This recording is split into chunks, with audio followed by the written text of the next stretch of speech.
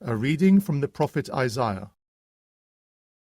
Thus says the Lord, as the rain and the snow come down from the heavens, and do not return without watering the earth, making it yield and giving growth to provide seed for the sower and bread for the eating, so the word that goes from my mouth does not return to me empty, without carrying out my will and succeeding in what it was sent to do. The Word of the Lord. A reading from the letter of St. Paul to the Romans. I think that what we suffer in this life can never be compared to the glory as yet unrevealed which is waiting for us. The whole creation is eagerly waiting for God to reveal his sons. It was not for any fault on the part of creation that it was made unable to attain its purpose. It was made so by God. But creation still retains the hope of being freed, like us, from its slavery to decadence, to enjoy the same freedom and glory as the children of God. From the beginning till now, the entire creation, as we know, has been groaning in one great act of giving birth. And not only creation, but all of us who possess the first fruits of the Spirit, we too groan inwardly as we wait for our bodies to be set free. The Word of the Lord. A reading from the Holy Gospel according to Matthew. Jesus left the house and sat by the lakeside, but such large crowds gathered round him that he got into a boat and sat there. The people all stood on the beach, and he told them many things in parables. He said, Imagine a sower going out to sow. As he sowed, some seeds fell on the edge of the path, and the birds came and ate them up. Others fell on patches of rock, where they found little soil and sprang up straight away because there was no depth of earth. But as soon as the sun came up, they were scorched, and not having any roots, they withered away.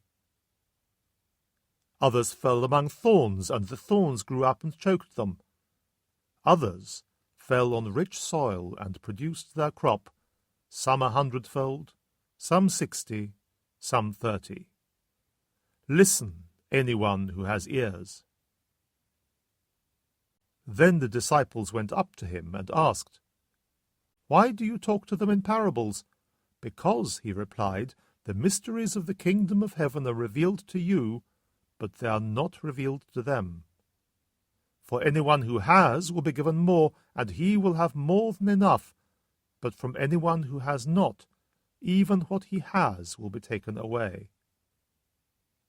The reason I talk to them in parables is that they look without seeing, and listen without hearing or understanding. So in their case, this prophecy of Isaiah is being fulfilled. You will listen and listen again, but not understand, see and see again, but not perceive. For the heart of this nation has grown coarse, their ears are dull of hearing, and they have shut their eyes, for fear they should see with their eyes, hear with their ears, understand with their heart, and be converted, and be healed by me.